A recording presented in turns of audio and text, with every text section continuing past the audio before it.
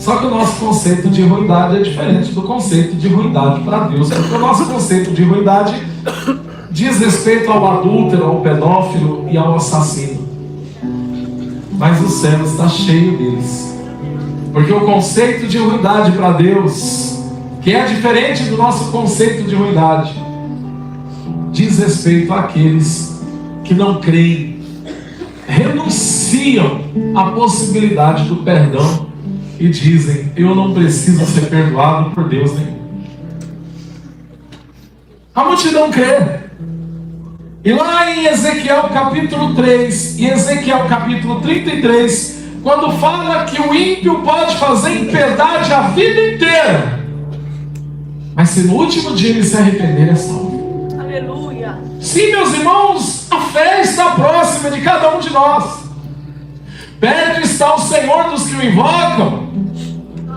E o texto que nós lemos faz uma lembrança ao texto de Joel capítulo 2, que diz que todo aquele que invocar o nome do Senhor será salvo. Eu não acredito, eu não acredito que exista alguém neste exato momento no meio de vocês. São por volta de umas 400 pessoas que estão me ouvindo agora, e ainda tem as que estão em casa. Eu não acredito que ninguém vai para o inferno. Não, eu não acredito. Eu não acredito que ninguém vai para o inferno. Porque basta um arrependimento. Sim, existem muitos crentes caseiros que não vão para a igreja, mas não vão para o inferno, porque creem em Jesus. Eu acredito, por favor, não tire a minha inocência, não acabe com a minha inocência. A multidão crê para a salvação. Nós devemos pregar em tempo e fora de tempo, como disse Paulo a Timóteo. Insista, pregue. Porque essas pessoas um dia vão lembrar que houve um profeta no meio delas e que elas não acreditaram, mas no último dia, elas vão aos céus.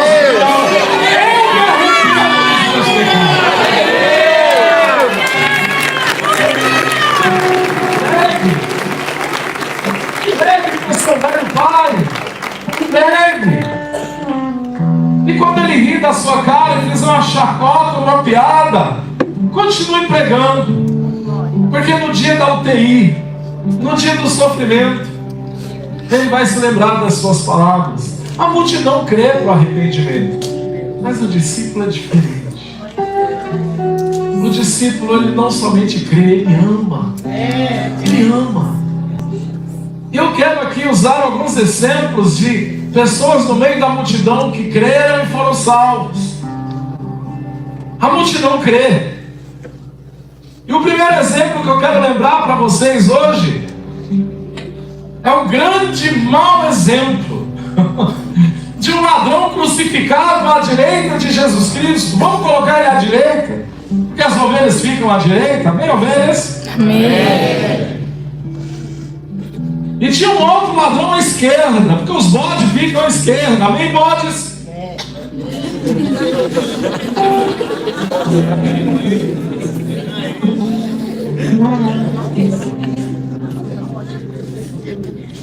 A maioria está ligeira. 3 cruzes, 2 bandidos e um rei. Como eu sempre digo, por que não eram 2 advogados? Por que não eram 2 empresários, atores famosos? Por que não eram 2 pessoas boas? O que diferenciava aqueles bandidos um do outro? Nada. Eles estavam sentenciados à morte, morte de cruz. Se fosse hoje em dia, num país onde há a pena capital, a pena de morte, seriam sentenciados a uma eutanásia, ou a uma cadeira elétrica, ou sabe lá Deus o quê, porque nessa época, na época do Império Romano, pessoas condenadas à morte eram pessoas que cometiam crimes hediondos. Portanto, eram 3 cruzes, 2 bandidos e um rei. Aqueles 2 bandidos que estavam lá cometeram 2 crimes hediondos, crimes pelo qual eles não eram dignos de continuar vivo para a lex romana, para a lei de Roma. Não eram com certeza pessoas amáveis ou pessoas dignas da atenção da sociedade. O que diferenciava aqueles homens, o tipo de crime que eles cometeram. Acredito que aqueles homens não eram pessoas dignas do respeito de ninguém, porque estavam ali sentenciados à morte, à pena de morte. Mas de repente, no meio daqueles dois salteadores, havia um homem que não tinha culpa nenhuma de estar ali. Ele carregou sobre o seu peito a sua acusação. E todo crucificado daquela época tinha que carregar a sua própria cruz, e carregava no seu peito o pecado que ele cometeu, o crime que ele cometeu, o artigo penal que ele cometeu. E no peito de Jesus estava escrito que ele era o rei dos judeus, e os judeus não tinham nenhum outro rei a não ser César de Roma. Portanto, Jesus foi crucificado porque ele se autodenominava rei dos judeus. E aqueles dois outros bandidos, aqueles dois homens que estavam à direita e à esquerda de Jesus, carregavam também no peito a sentença pelo qual estavam sendo condenados. De repente, o bandido da esquerda, ele olha para Jesus e diz: se tu és quem tu dizes que és, se tu és o Filho de Deus, se tu és quem o Senhor prega por aí pelos quatro cantos, de fato, o Cristo, desça da cruz e tire a gente também. A única coisa que aquele bandido queria era se safar. Ele não queria pagar pela sua pena, ele não queria estar ali naquele lugar, ele queria descer daquela cruz, ele não queria ser culpado de nada, ele queria apenas descer dali e continuar na vida horrenda, maldita que ele tinha. Ele não estava arrependido de nada. E diz o texto que ele blasfemou contra Jesus. Sim, meus irmãos, existem pessoas que merecem ir para o inferno. Existem pessoas que no leito de morte, existem pessoas que estando na pior situação de suas vidas, eles não reconhecem e nem pensam na possibilidade de estarem errados. Por isso que eu creio que o inferno existe. Repito, eu disse que o sujeito para ir para o inferno, ele tem que ser ruim a ponto de estar crucificado ao lado da salvação e blasfemar. Mas do outro lado havia um homem que estava sentenciado à mesma pena de morte, que era também um homem digno de ser morto. Assim como o primeiro, ele não cometeu um crime comum, ele não roubou o celular de alguém, ele não brigou com alguém no trânsito, ele não deixou de pagar a pensão alimentícia, ele cometeu um crime hediondo e estava ali porque merecia. Mas havia algo que diferenciava o coração desse segundo bandido do primeiro bandido. E a diferença, meus irmãos, eu vou dizer para você, o que diferencia um homem do outro não é a cor da pele, não é a academia filosófica, teológica ou psicológica, não é o dinheiro que ele tem na conta, o sapato caro, a roupa cara, o carro automático. O que diferencia um homem um do outro é a recepção que se dá ao Evangelho de Jesus.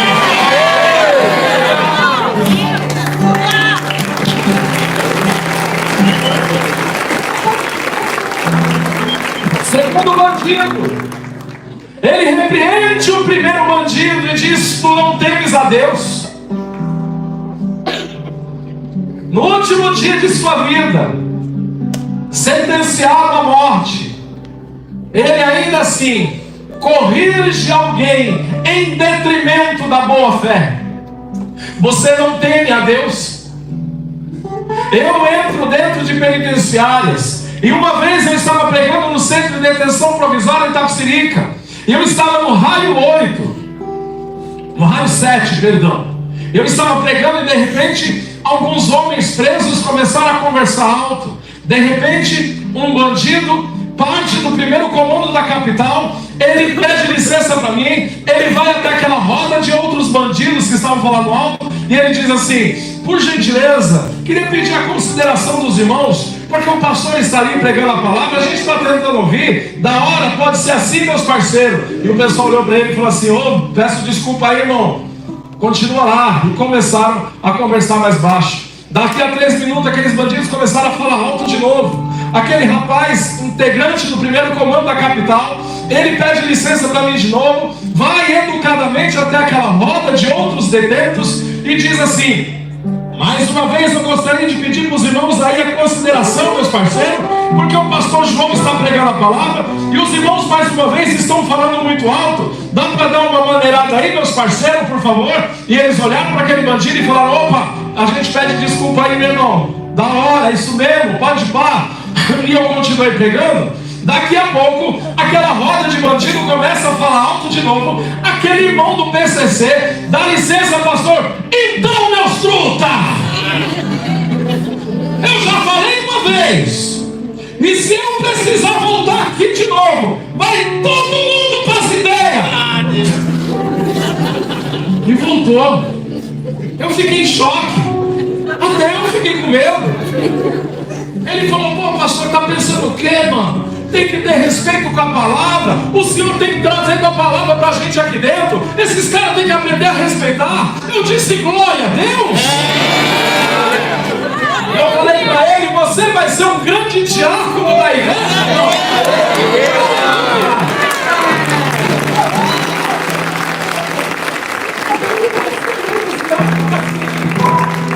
A gente precisa de um sobreiro meio jagunço mesmo, às vezes pra falar grosso.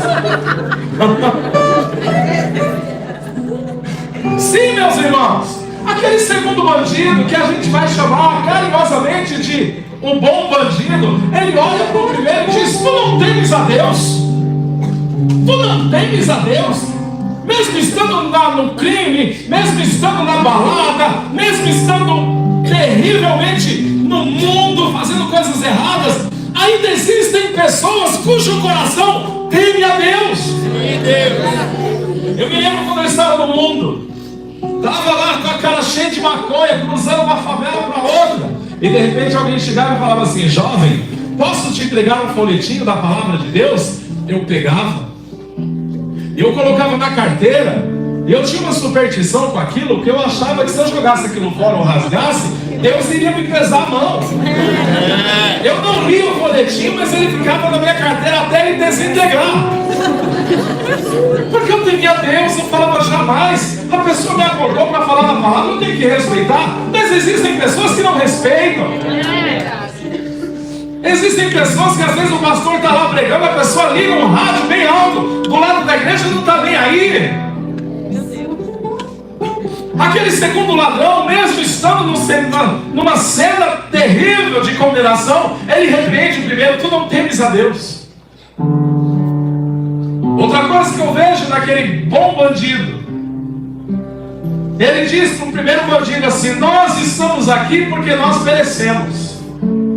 Que é uma segunda característica da personalidade de um homem que tem tudo para se tornar um grande servo de Deus. Assumir a condição de pecado desse estado. Não mexe com o meu microfone não, tá ficando bom, hein? Deixa do jeito que está aí, pelo amor de Deus. Assuma a tua condição de pecado. Assuma a tua posição diante de Deus, de alguém que precisa da graça e da misericórdia.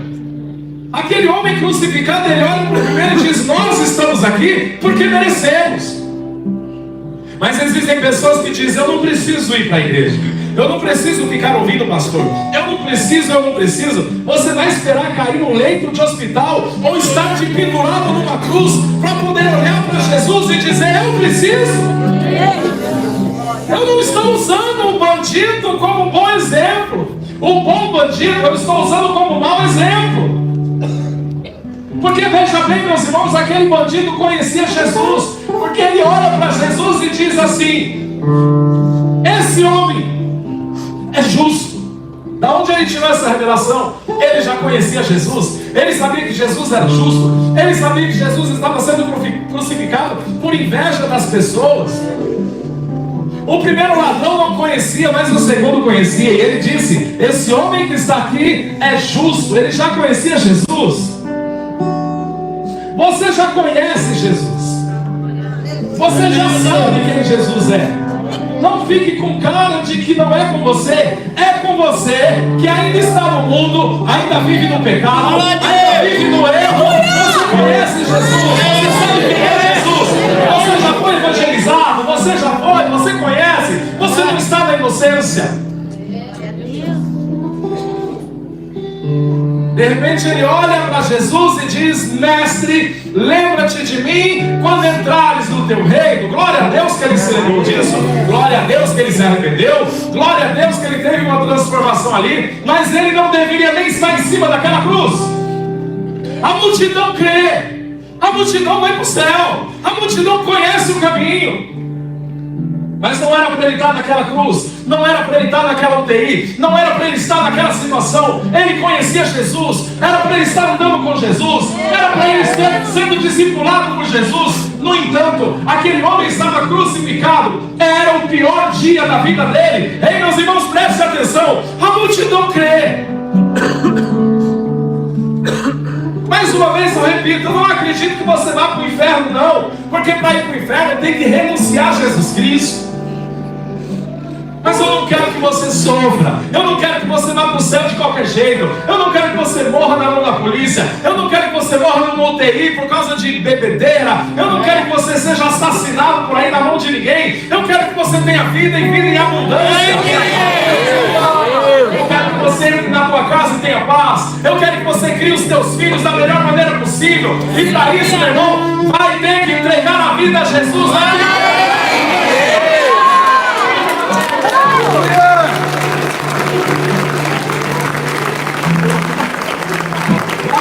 Tem que fazer parte de um Reuel, sim! Não fique pensando que nessa igreja você vai servir cafezinho se não fizer parte de um Reuel. Pode frequentar, não tem problema, mas aqui nós pastoreamos e discipulamos.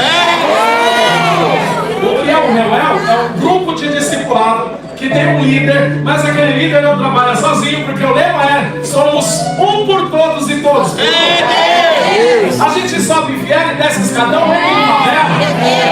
gente evangeliza nos comércios, a gente faz culto nas casas, nas favelas, nas farmácias, nos comércios, nas empresas, a gente faz Reuel dentro do metrô.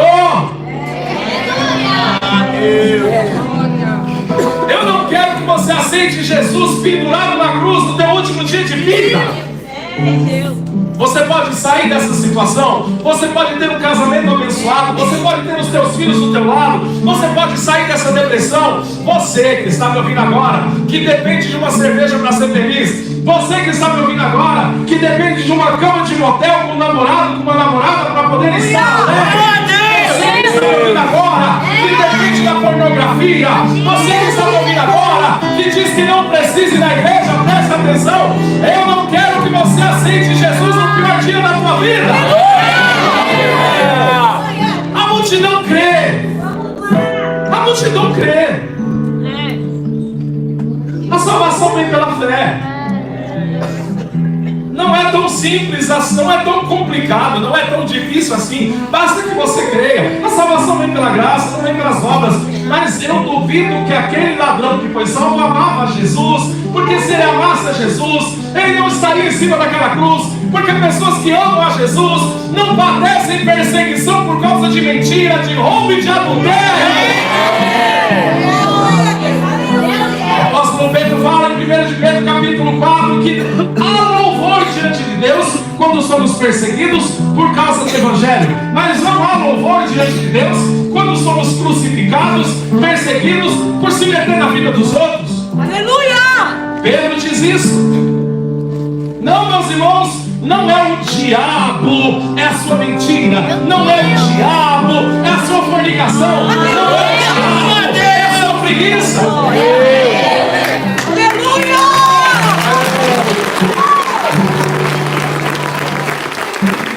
Entrega a sua vida a Cristo. Entrega a tua vida ao Senhor. Confia em Deus. A justiça do ímpio é como a erva que nasce, cresce e murcha, mas a justiça do justo é como o sol no meio do dia. Entrega a tua vida a Cristo. Não é somente frequentar a igreja, não é somente ter uma Bíblia, não é somente acreditar. Meu irmão, veja bem, você não vai para o inferno, você não vai para o inferno, você vai para a glória de Deus, mas vai viver uma vida miserável. É isso que você quer? Você quer os seus filhos dizendo para você: meu pai não um exemplo? É isso que você quer? É isso que você quer? Que o teu marido vai embora de casa por causa do teu temperamento? É isso que você quer? Aleluia! Meu Deus! É isso que você quer?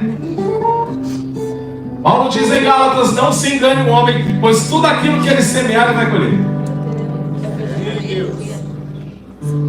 Aquele homem foi para o céu. Mestre, lembra-te de mim quando entrares no teu reino. Jesus olhou para ele e falou assim: bom, é o seguinte, você não me ama o suficiente. A salvação não vem pelo amor, ela vem pela fé. A salvação não vem pelas obras, não é você ser bonito, cheiroso e ser bonzinho, não. A salvação vem pela fé, porque Romanos capítulo 3 diz que os nossos pés são ligeiros para fazer o mal,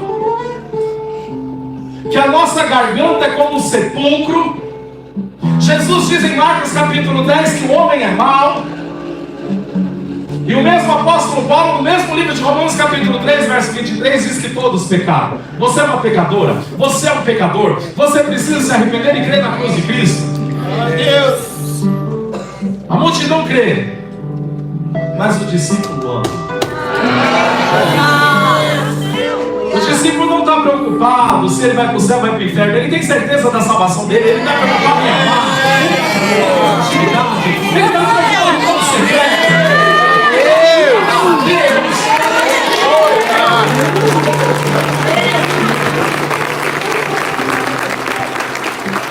Não adianta você chegar para um discípulo e perguntar para o discípulo assim: você tem certeza da tua salvação? Ele vai rir da tua cara.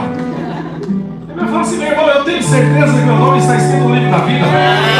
Como é que você tem certeza disso? Ele vai dizer por duas razões. A primeira, eu criei. E a segunda, eu amo. A multidão crê, mas o discípulo ama. A multidão acredita para a salvação, mas o discípulo ele crê e ele ama. E ele não sofre perseguição por falar mal da vida dos outros nem por dar bom testemunho, porque ninguém, eu já disse e repito, ninguém vive uma vida de santidade se não for por amar a Deus sobre todas as coisas. Vai viver um evangelho capenga, de altos e baixos, e vai chegar no céu, porque a salvação é pela graça. Mas se quiser ter uma vida abençoada, se quiser ser exemplo, se quiser ter uma casa cheia do Espírito Santo, se quiser ser um obreiro do Senhor Jesus Cristo, se quiser receber galardão pelas obras vai ter que amar a Deus sobre todas as coisas.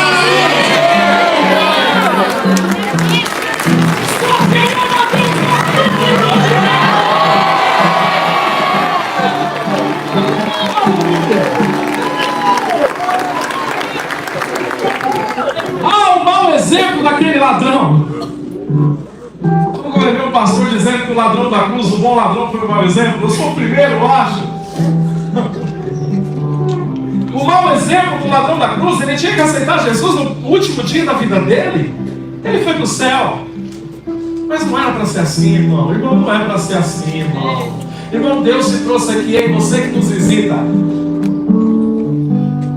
Deus te trouxe aqui porque Ele não quer que você aceite Jesus numa cruz no pior dia da tua vida. Aleluia! Quem não vem pelo amor, vem pela dor. Às vezes é assim mesmo. Eu não quero que você venha pela dor. Quero dar um outro exemplo aqui da multidão que crê. Meu Deus, eu vou falar mal desse homem, Jesus, me perdoe. O cego do tanque de Siloé. Nunca falei mal dele, hoje eu vou falar. Não que eu seja melhor do que ele, mas ele cabe nesse exemplo de que a multidão crê que vai para o céu, mas o discípulo é diferente. Esse homem estava à beira do tanque de Siloé, cego de nascença. De repente Jesus chega, faz um lodinho no chão, cospe no chão, faz um lodo. Jesus cospe no chão, faz um lodo e passa nos olhos do cego e fala para o cego: vai se banhar no tanque de Siloé. E quando ele se banha, ele lava o rosto no tanque de Siloé, que era uma piscina bem grandona que o povo usava água ali para tudo, para tomar banho, para beber. Ele se levanta curado. Jesus sai. E ele começa a dar glória a Deus. E aí a multidão começa a dizer assim: rapaz, não é aquele cego que ficava ali pedindo esmola? E uns falam assim: não, o cego é cego, esse aí não é cego. Aí o outro dizia assim: mas é a cara dele. Aí ele começou a dizer assim: sou eu mesmo. Mas tu não era cego? Eu era, não sou mais. E o alvoroço foi grande, chamaram os fariseus. chamaram os religiosos contrários a Jesus.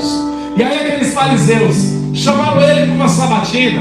E aí perguntaram para ele: quem foi que te curou? Ele falou assim: olha, foi um homem, parece que o nome dele é Jesus. E aí aquele fariseu começou a dizer: mas esse Jesus é um pecador? Aí o cego disse assim: olha, se ele é um pecador, quem ele é, eu não sei. Eu só sei que eu era cego e agora eu estou enxergando. Essa é a questão. Essa é a questão.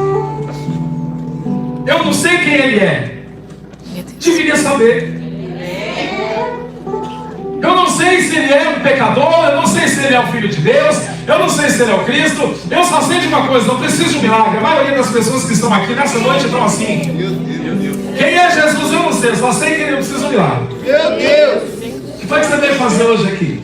Tu veio atrás de um milagre? Só isso? A multidão crê, a multidão é curada, a multidão vê sinais, a multidão vê leproso sendo limpo, a multidão vê cego chegando, a multidão vê pão e peixe na riveria até sair pelos ouvidos, tanto comer pão e peixe. Mas a multidão não ama, a multidão não segue, a multidão é volátil, porque quando a palavra é dura, a multidão vai embora. A única coisa que a multidão quer é um sinal, é um milagre. Se você quer um sinal, você vai receber um sinal. Se você quer um milagre, você vai receber um milagre. Mas a intimidade do Senhor é dos discípulos.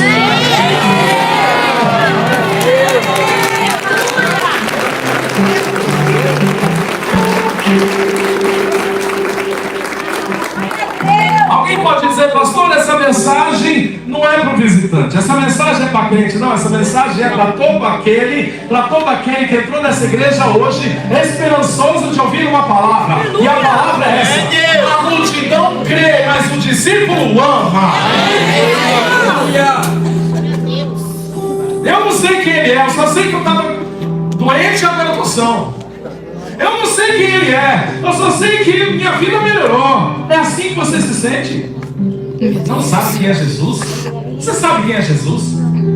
Você diz que sabe, mas muitas pessoas que seguem a Jesus, quando se desviam porque o pastor o cumprimentou, como alguém pregou aqui, quando se desviam porque a tribulação foi muito grande, quando se desviam porque aconteceu alguma traição, eles se esquecem de Jesus e vivem como se nunca tivessem conhecido Jesus. É verdade.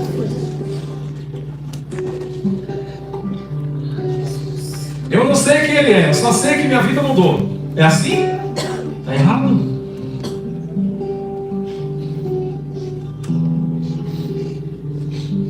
Profeta Oséias, por 2 vezes ele diz: meu povo perece por falta de conhecimento. Esse conhecimento não é acadêmico, teológico, psicológico ou matemático. Depois ele diz: conheçamos e prossigamos. Ele responde: em conhecer ao Senhor. Mas esse conhecimento não é um conhecimento teórico, é um conhecimento prático. É um verbo no hebraico que traz intimidade. E conheceu Adão a sua esposa. Conhecer a Deus é ter intimidade com Deus. Conhecer a Deus é se tornar um com o Espírito Santo. Não é somente frequentar a igreja para receber o bagulho e dizer: eu não sei quem ele é, eu só sei que aquela igreja é muito gostosa, eu só sei que aquela igreja é legal. Por que você vai na igreja? Porque ela é diferente. Não. Até o diabo conhece Jesus e muitos crentes não conhecem Jesus. Quando em Atos capítulo 9 o demônio olha para 7 exorcistas ambulantes que tentavam expulsar o demônio de um homem, o demônio olha para aqueles 7 homens exorcistas ambulantes em Atos capítulo 19 e ele diz: eu conheço Jesus, bem sei quem é Paulo e vocês quem são. Até o diabo conhece Jesus. Em Marcos capítulo 1 ou 2, ali no comecinho, diz a Bíblia que quando Jesus ele aporta no mar, ele sai do mar Mediterrâneo, ele chega em Cafarnaum, um homem endemoniado corre, se joga aos pés dele e o adora. E o demônio olha e diz: bem sei que tu és o Cristo, Filho de Deus. Para um homem dizer: eu não sei quem ele é, eu só sei que eu fui curado, eu não sei quem ele é, eu só sei que aquela igreja é legal, eu não conheço Jesus, mas o culto me faz bem. Meus irmãos, o culto não é para te fazer bem. O culto é para fazer com que você entenda que você tem que conhecer Jesus. E o conhecimento é muito pouco, é baixo, é quase nada. A multidão crê, mas o discípulo ama. A pregação da Vinde é legal. A pregação da Vinde não, a pregação da Vinde é legal. Porque a gente está discipulando pessoas, formando pessoas. A gente não está atraindo multidões somente pela fé nos milagres. A gente está tentando fazer dessas pessoas, dessas multidões, homens e mulheres que amam a Deus sobre todas as coisas. Aí o culto é diferente. Aí a unção é maior. Aí os milagres acontecem com mais variedade. Porque é um povo que ama o Deus que serve e conhece. Tem mais um indivíduo aqui que esse eu posso falar, criticar. Nicodemos. Esse é fácil. Nunca vi ninguém falar bem de Nicodemos. A Bíblia diz que em João capítulo 3, Jesus estava na casa de alguém, e Jesus estava ali para dormir, e de repente, altas horas da noite, alguém bate palma, toca a campainha, o cachorro late, e aí o dono da casa sai para atender. Tinha um homem meio encapuzado, com um bonezinho, uma touca, um cachecol só com o olho do lado de fora. Pois não, quem é? E o homem fala: eu sou Nicodemos. Qual Nicodemos? Chefe da sinagoga. O seu Nicodemos, isso aqui. Eu estou aqui essa hora porque ninguém pode saber que eu estou aqui. Eu quero falar com esse tal de Jesus de Nazaré. Jesus sai para atender Nicodemos. Nicodemos, um religioso, conhecedor da lei, da Torá, dos profetas, do judaísmo, do farisaísmo, da história toda. Nicodemos vai até Jesus e diz: bom mestre, bem sei que tu és de Deus, porque ninguém jamais faria os sinais que o Senhor faz se não viesse de Deus. Que frase bonita, que frase bem colocada. Eu sei que tu és de Deus, porque o Senhor tem sinais. Então eu posso chegar num feiticeiro satanista e dizer: você é de Deus, porque você tem sinais. Então eu posso chegar para aquela benzedeira do sertão do Ceará, que quebra mal olhado, e dizer: a senhora é de Deus, porque a senhora faz sinais. Eu posso chegar em qualquer um que faz sinais e dizer: você é de Deus. Nicodemos falou a pior besteira que alguém pode falar acerca de Jesus Cristo. Nós não entendemos que alguém é de Deus porque faz sinais. Porque lá em 1 Reis capítulo 18, quando o profeta Elias chama os profetas de Baal e diz: nós vamos acender 2 sacrifícios, e o Deus que for Deus de verdade, Ele vai colocar fogo no sacrifício, porque nós vamos colocar lenha, mas o Deus que for Deus de verdade, Ele vai colocar fogo no sacrifício. A gente não vai riscar o fósforo. E os profetas de Baal responderam assim: não, esse tipo de milagre não dá, porque não é assim. Não, Baal vai sim. Eles responderam: Baal vai fazer, e a gente fecha, vamos topar o desafio, porque Baal vai acender esse fogo. Eles toparam. O inimigo tem poder. Quando Moisés chega diante dos feiticeiros de Faraó, e Moisés então, para provar que Yahvé é Deus, que não há outro Deus maior do que Yahvé e nem menor, a Bíblia diz que a vara de Arão é jogada e ela se torna uma serpente. Faraó chama os feiticeiros do Egito, e os feiticeiros dizem assim: a gente também faz. E eles pegam uma vara e jogam, os feiticeiros do Egito, e a vara dos feiticeiros do Egito se tornou também uma serpente. Meu irmão, eu estive no Haiti e ouvi histórias no Haiti que você não vai acreditar. De voodoo, de feitiçarias terríveis. Eu ouvi histórias que você não acreditaria. Sim, Satanás tem o poder dele. Satanás tem os sinais dele. Se você descer no centro de Macumba ali embaixo, ali, você vai ver Cherokee, Pajero, Mercedes, BMW, de políticos e empresários que estão ali para fazer pacto com o diabo, para conseguir fortunas, pacto com Satanás, para conseguir sinais, e o diabo dá. Nicodemos cometeu um erro grande. Associou Jesus como filho, como profeta ou como enviado de Deus, tão somente porque fazia sinais. Jesus então olha para aquele homem religioso e diz: Nicodemos, deixa eu te falar uma coisa. Se você não nascer de novo, você não vai herdar o reino dos céus. Nicodemos diz: o homem é de Deus quando ele faz sinais. E Jesus responde: o homem é de Deus quando nasce de novo. O mundo vai entrar aqui em busca de sinais. O mundo vai entrar aqui em busca de casamento. O mundo vai entrar aqui em busca de respostas e profecias e revelações. E vai encontrar. Glória a Deus. O mundo crê, mas o discípulo ama. Por isso que muita gente se afasta da igreja, porque não compreende que um homem só é de Deus de fato quando é uma nova criatura. E não vai conseguir se tornar uma nova criatura. Por quê? Porque a única coisa que você veio buscar aqui foi sinais. Continua mentindo para fazer uma venda? Fornicou o relacionamento inteiro? Teve que casar para não continuar na fornicação? Mas está na igreja. Porque a única coisa que quer é o quê? Respostas. Amém? Continue no meio da multidão, se empanturrando de pão e peixe, vendo sinais maravilhosos. Só que mais cedo ou mais tarde você vai estar diante de Pôncio Pilatos dizendo: solta Barrabás, solta Barrabás. Mais cedo ou mais tarde a multidão vai estar mandando crucificar Jesus, porque a multidão é assim. Meu Deus. Eu quero convidar você hoje a sair do meio da multidão e vir para o lado dos discípulos.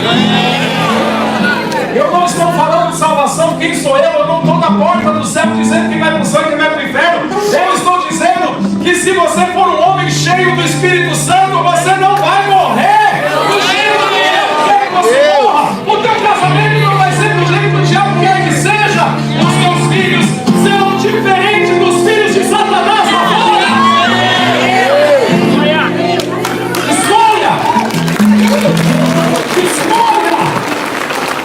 Escolha hoje. Josué capítulo 24. Josué olha para a multidão. Eles estão em Canaã. Eles conquistaram toda Canaã. Cada um está criando galinha no terreno que cercou lá uma cerquinha. Está com a mulher, está com os filhos, está todo mundo legal. Acabou a guerra, agora essa alegria. Josué sobe no banquinho e diz assim: vocês vão escolher hoje se vocês vão servir aos deuses que vocês serviram lá no Egito, se vocês vão servir aos deuses dos cananitas que a gente expulsou. Escolham quem vocês vão servir. Ele está falando para judeus, ele está falando para pessoas que viram milagres, ele está falando para pessoas que viram o mar vermelho se abrindo, que viram as pragas do couro de Faraó. Ele diz: escolham quem vocês vão servir, porque eu e minha casa serviremos ao Senhor. O discípulo é assim. O discípulo ele não tem medo de olhar para a multidão e falar assim: parabéns, vocês são de Deus. Viram o mar se abrindo, viram as pragas do Egito, vocês frequentam a igreja, você deu uma Bíblia de estudo, mas escolha, meu irmão, quem você vai seguir, porque eu sou discípulo, eu creio, mas eu também amo. Eu e minha casa serviremos ao Senhor. Nicodemos não entendeu o princípio maior do Evangelho. Não são os sinais, é a cruz. Não são os milagres, é a cruz. Não é o poder para transformar água em vinho, é a cruz. Não é o poder cego, é a cruz. É a ressurreição, é a cruz. O discípulo ama. Agora eu quero dar exemplo de um discípulo. É um dos caras que eu mais admiro na vida. Talvez até mais do que Noé. Talvez mais do que Paulo. E a gente não prega muito sobre ele. Enoque. A Bíblia fala pouco de Enoque. Enoque não fez sinais. Enoque não curou ninguém. Enoque nem era um grande pregador como Noé foi. Sabe o que a Bíblia diz de Enoque? Enoque andou com Deus.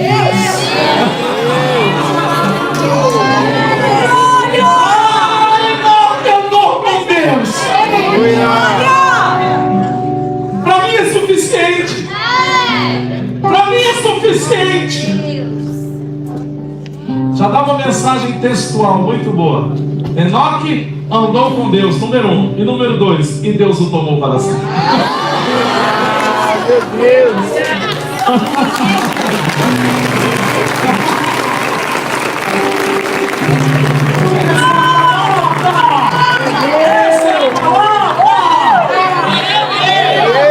O resto da mensagem só falando sobre isso. A multidão crê, mas o discípulo anda com Deus. Quem é você? Aleluias. Quem é você? Enoque andou com Deus e não foi mais visto porque Deus o tomou para si. Sabe o que aconteceu com Enoque? Foi arrebatado. Tem 2 homens na Bíblia que foram arrebatados: Enoque e Elias. Elias fez sinais miraculosos. Elias era um homem cheio do Espírito Santo. E Enoque também. Pessoas que andam com Deus. Ei, discípulo, preste atenção. Eu tenho uma boa notícia para te dar. Meu Deus. Pessoas que amam a Deus sobre todas as coisas.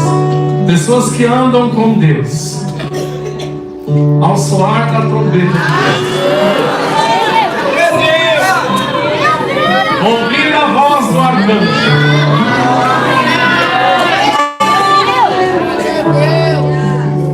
os que estiverem mortos ressuscitarão. Depois nós, os que estivermos vivos. É engraçado que Paulo usa o pronome pessoal no plural, nós. Paulo achava que tinha chance dele ser arrebatado, tadinho, ele morreu, não viu. Ele achava que Jesus poderia voltar na época dele. Ele diz: nós, os que estivermos vivos. Ah, meus irmãos, se tem uma coisa que o crente não pode perder de vista, é que ele corre um grande risco de ser arrebatado.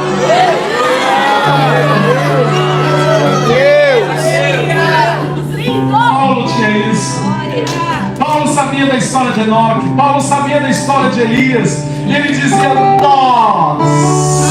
nós que estivermos vivos, seremos arrebatados.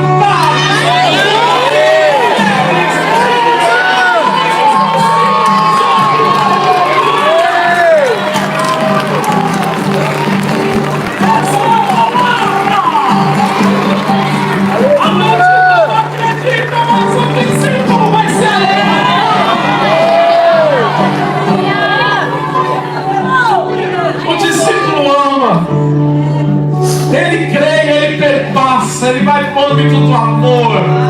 Eu amo. Eu não vivo uma vida de santidade por medo de ir para o inferno.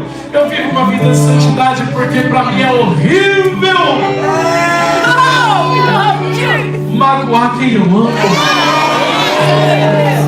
O arrependimento não é porque porque vai entrar maldição na minha vida se eu não me arrepender. Não. Tem duas frases que o discípulo fala quando ele prega. Ele diz: Pai, me perdoa, eu te amo. É assim com vocês, né? Pai, me perdoa, eu te amo. Pai, me perdoa, eu te amo. Aí você fala assim: não, mas o Senhor não tem que me perdoar porque eu te amo. O Senhor tem que me perdoar porque a tua graça me basta. Mas, Senhor, eu te amo. Eu não vivo uma vida de santidade por medo de ir para o inferno. Eu não vivo uma vida de santidade porque senão a maldição vai entrar na minha casa. Eu vivo uma vida de santidade porque, além de crer, eu amo. E o meu coração queima ao ouvir o som de sua voz, dizendo: Tu és meu filho, eu te gerei. Quando vem aquela sensação maravilhosa, e o diabo olha para você e diz: eu perdi. Se tem uma coisa que Satanás tem medo, não é do crente rico, não é do crente teólogo, não é de um crente que fala bonito. Se tem uma coisa que o diabo tem medo, é de um crente que ama Deus.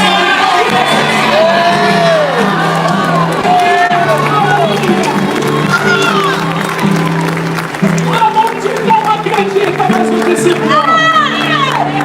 Enoque andou com Deus e o resultado, Deus o tomou para si. Esse é o resultado. A igreja será arrebatada, como Enoque foi, como Elias foi. O diabo não quer que você aprenda isso. Satanás não quer que você ouça essa palavra. Satanás não quer que você se apaixone por Jesus. Porque se você se apaixonar por Ele, o pecado nunca mais terá domínio sobre a tua vida. Ah, é a mensagem na 20. Eu gosto dela. Porque faz com que jovens senhores e senhoras que não têm habilidade teológica subam desse altar e sejam como John Wesley.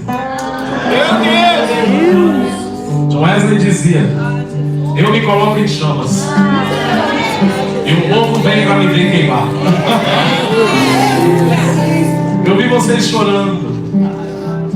Eu vi vocês chorando. Com adolescentes pregando. Com mulheres que não têm o hábito da mensagem, falando coisas que talvez alguém possa dizer assim: ah, mas o pastor João prega melhor. Ah, mas o pastor da internet, ele concatena as ideias de forma mais sistemática e simplifica mais as coisas. Mas eu gostei do Mateus toda hora dizendo, porque a Bíblia diz: arrepender. Aí ele para. Aí a gente fica assim: meu Deus, ele está sem assunto. A gente começa: aí ele volta. Aí o Espírito Santo fala assim: repita. E ele diz: arrepender.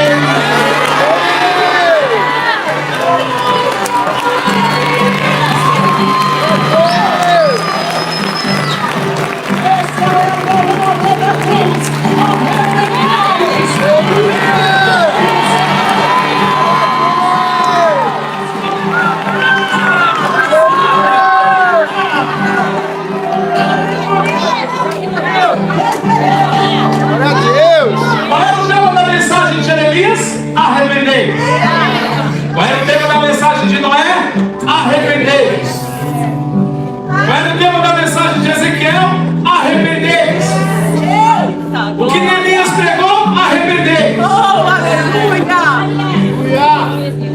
O que João Batista pregou? Arrependei-vos. Pedro negou Jesus 3 vezes. Pedro negou Jesus 3 vezes. Mas depois do Pentecostes, logo após o Pentecostes, quando aquele homem foi abarrotado do Espírito Santo. E sabe por que ele foi abarrotado pelo Espírito Santo? Porque a multidão crê, mas o discípulo ama.